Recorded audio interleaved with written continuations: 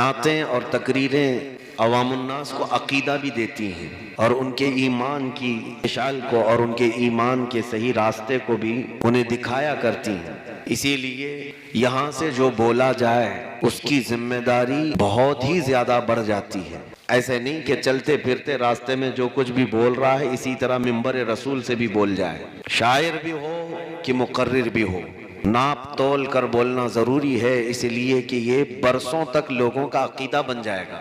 ان جلسوں میں آتے کیوں ہیں؟ اسی لیے آتے ہیں کہ دین سیکھیں، اور نعت کوئی انٹرٹینمنٹ کے لیے نہیں ہے کہ تم نعرے لگاؤ، ہنسی خوشی اچھل کود کر چلے جاؤ۔ نعت جو پڑھتا ہے شاعر، یہ بھی تمہارے دلوں میں عشق رسول پیدا کرتا ہے۔ اعلیٰ حضرت فاضل بریلوی رحمۃ اللہ تعالی علیہ نے لکھا ہے، آپ سے پوچھا گیا کہ اگر حضور کی محبت بڑھانا ہے تو کیا کریں؟ اعلیٰ حضرت نے فرمایا اچھے اشعار اچھے شاعر سے سنے جائیں، خوش الہان نعت خواں سے سنے جائیں، اس سے جذبہ عشق رسول بڑھتا ہے۔ لیکن یہ بات ہمیشہ یاد رکھیں، ایک شعر تقریر سے زیادہ بھی اثر کرتا ہے، اور ان اشعار میں عقیدہ بھی اور ایمان بھی بہت کچھ سمایا ہوا ہوتا ہے۔ اسی لیے میں آج آپ کو خلاصہ کلام میرا یہ بتا دوں کہ من جملہ اہل سنت و جماعت مشرق و مغرب شمال و جنوب اور متقدمین متاخرین پہلے والے اب والے سب کا متفقہ عقیدہ محمد صلی اللہ علیہ وسلم اللہ کے رسول ہیں، خاتم النبیین ہیں، رحمت للعالمین۔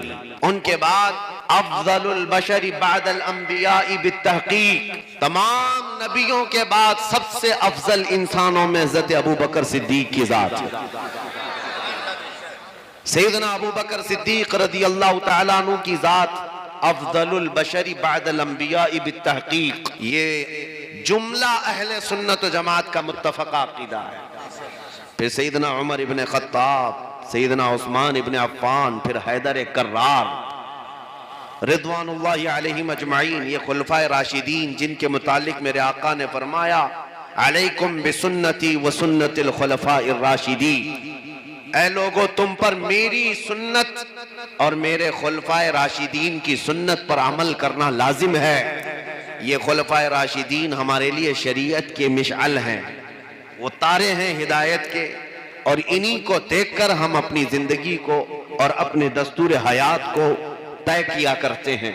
میں جس چیز کو لے کر آپ کے سامنے حاضر آیا ہوں یہ تو مجھے خلاصتاً پہلے عرض کرنا تھا، باقی ہمارا عنوان صرف تقریر کا ہی نہیں بلکہ پوری زندگی کا عنوان یہ ہے، یا رسول اللہ تیرے عشق کی بدولت مجھے زندگی ملی ہے، تیرے عشق کی بدولت مجھے زندگی ملی، ورنہ کون اس زمین پر مجھے پہچانتا، کون تھا ہمارا آسرا یہاں پر جب سے میرا نام تیرے نام سے جڑا ہے۔